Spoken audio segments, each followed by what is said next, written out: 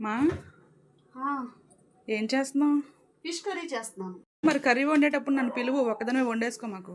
అలాగే పిలుస్తాను. సరే, ఎప్పుడు నాదే కాకుండా ఈ రోజు మా మమ్మీ స్టైల్లో ఫిష్ కర్రీ చూపిస్తా. ఫస్ట్ చేపల కడాయిలోకి సన్నగా కట్ చేసుకున్న onions and ginger garlic paste, salt, పసుపు, కారం కొంచెం ఎక్కువగానే వేసుకోండి ఫిష్ కర్రీలోకి, అప్పుడే టేస్ట్ చాలా బాగుంటుంది. అండ్ బారుగా కట్ చేసుకున్న పచ్చిమిర్చి, రుచికి సరిపడా ఆయిల్ వేసుకొని ఇలా మంచిగా మిక్స్ చేసుకోండి. కావాలంటే మీరు ముందుగా ఆనియన్స్ ఫ్రై చేసుకోవచ్చు. మా మమ్మీ అయితే ఇలా ఫ్రై చేయకుండా ఇలానే వేసేసింది. ఇప్పుడు నీట్ గా క్లీన్ చేసి వాష్ చేసుకున్న చేప ముక్కల్ని కూడా అందులో వేసుకొని ఒకసారి మంచిగా ముక్కలకు పట్టేలాగా మంచిగా కలిపేసుకొని లో ఫ్లేమ్ లో పెట్టి కాసేపు కుక్ అవనివ్వండి. అండ్ ఈ లోపు మా టామీ కోసం ఇక్కడ కాళ్ళకూర అయితే ప్రిపేర్ చేస్తుంది. ఇంకా తర్వాత కర్రీలోకి చింతపండు రసాన్ని అయితే వేసుకుని బాగా కుక్ చేసుకోవాలి. అండ్ ఫిష్ కర్రీని గరిటె పెట్టి అస్సలు తిప్పకూడదు, చేతులతో ఇలా అంటూ ఉంటేనే ముక్క అనేది విరగకుండా ఉంటుంది.